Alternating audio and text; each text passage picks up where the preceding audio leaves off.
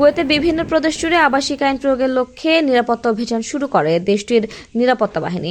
সোমবার ভোর থেকে চিরুনি অভিযানের প্রথম দিনেই বাংলাদেশি সহ 750 জনের বেশি প্রবাসীকে গ্রেপ্তার করা হয়েছে।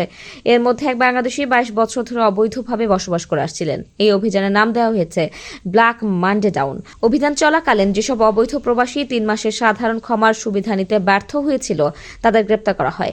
দেশটির জাহরা, জিলিব, আল শুয়েক, ফরওয়ানিয়া, খাইতান, আল আহমদি, সালমিয়া হাওয়ালি, ময়দান হাওয়ালি ও জাবরিয়ায় এ অভিযান চালানো হয়। গ্রেফতারকৃতদের 4 দিনের মধ্যে তাদের নিজ নিজ দূতাবাসের সঙ্গে সমন্বয় করে কুয়েতে আজীবন ও উপসাগরীয় দেশগুলো থেকে 5 বছরের জন্য পুনরায় প্রবেশ নিষিদ্ধ করা হবে। আইন লঙ্ঘনকারীদের যারা আশ্রয় দেবে তাদের বিরুদ্ধেও প্রয়োজনীয় ব্যবস্থা নেওয়া হবে বলে জানিয়েছে কুয়েতের স্বরাষ্ট্র মন্ত্রণালয়। কুয়েতের একজন ঊর্ধ্বতন কর্মকর্তা প্রবাসীদের সতর্ক করে বলেন, কুয়েতে কোনো আইন লঙ্ঘনকারী পালিয়ে থাকতে পারবে না। কুয়েতে 17 মার্চ শুরু হওয়া অবৈধ প্রবাসীদের সাধারণ ক্ষমার মেয়াদ 17 জুন শেষ হয়। এরপর মেয়াদ বাড়িয়ে 30 জুন করা হয়। 3 মাসেরও বেশি সময় ধরে চলতে থাকা সাধারণ ক্ষমার সুযোগ গ্রহণ করেছেন মাত্র 35,000 জন, যেখানে অবৈধ প্রবাসী রয়েছেন 1,20,000।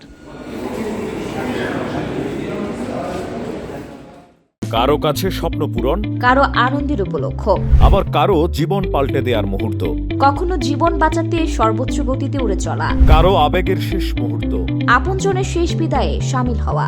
এমন সব ইচ্ছে পূরণে সর্বনিম্ন ভাড়ায় দ্রুতগতির বাহন প্রবাসীর হেলিকপ্টার। আপনার প্রয়োজনে যোগাযোগ করুন আমাদের হটলাইনে।